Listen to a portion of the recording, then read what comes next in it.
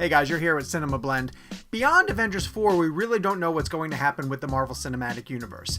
Most of the heroes could be wiped away, or we could have everybody back the way that we had them when we started Avengers Infinity War. Knowing that Phase 4 is a complete mystery, we decided to go back to the comics and pick a group of female superheroes who we would love to see transition from the comic books to the big screen. So here right now are the 7 female superheroes that we think would be an excellent fit for Marvel's Phase 4.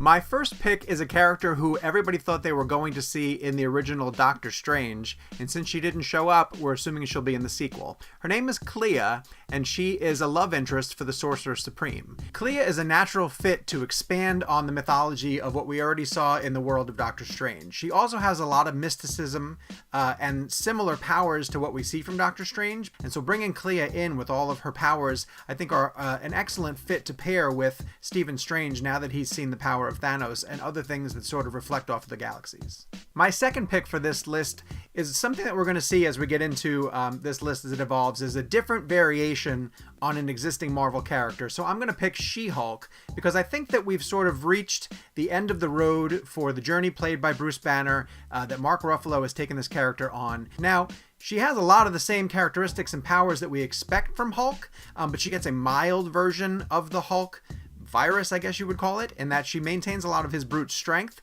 but keeps all of the elements of her personality and her intellect, something very different from what we've seen from the Hulk in the MCU, and would be a natural way to sort of evolve that character and add another layer that fans haven't seen yet on screen. Okay, choice number 3, I'm going with Kate Bishop, who would be an interesting way to sort of take the Hawkeye character and evolve it into a new personality on screen. Kate Bishop has all of the skills that we expect from Hawkeye. She's an ace archer. Also, because Clint Barton is her mentor, you could have a way to sort of bring Jeremy Renner back into the fold every once in a while if he needed to sort of fight alongside Kate Bishop. You don't have to get rid of Hawkeye altogether, but you take that sort of power and skill set, transition it to a younger character, and let the MCU go in a different direction. For our fourth pick, we also have to sort of discuss that if Marvel and Disney are able to acquire Fox, they will have the ability to pull a character that was introduced in Logan over to the MCU, and that's X-23.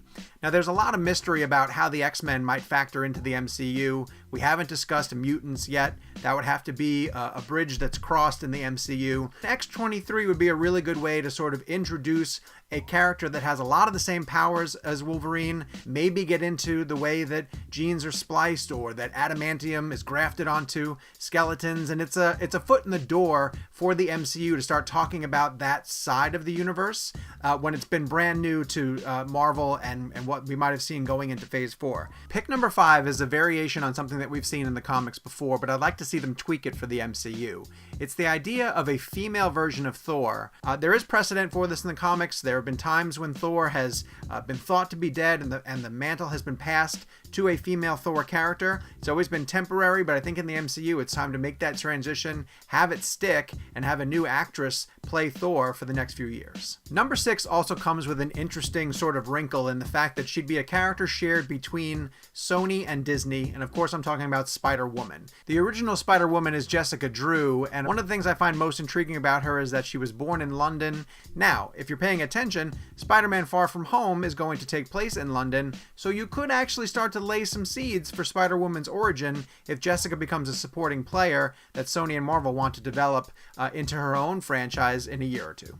My biggest hope for an addition to the Marvel Cinematic Universe in Phase 4 is Sue Storm. And of course, with Sue Storm comes the other members of the Fantastic Four. Sue has been on screen multiple times before, but I think it's time for Marvel Studios, obviously, to get their own pass at the Fantastic Four. I don't think that the interpretations of what she's capable of doing have been really up to everything that she's able to do, and I just know that in the hands of Marvel Studios and the wizards at the MCU, they know exactly what Sue Storm needs. They know exactly how the Fantastic Four should be realized on the big screen, and I'd be super excited to find out in Phase 4 that Marvel is finally going to put their own creative stamp on that franchise and bring the Fantastic Four back to the big screen where they belong. So those are our 7 picks of the female superheroes that we would love to see introduced into the Marvel Cinematic Universe in Phase 4.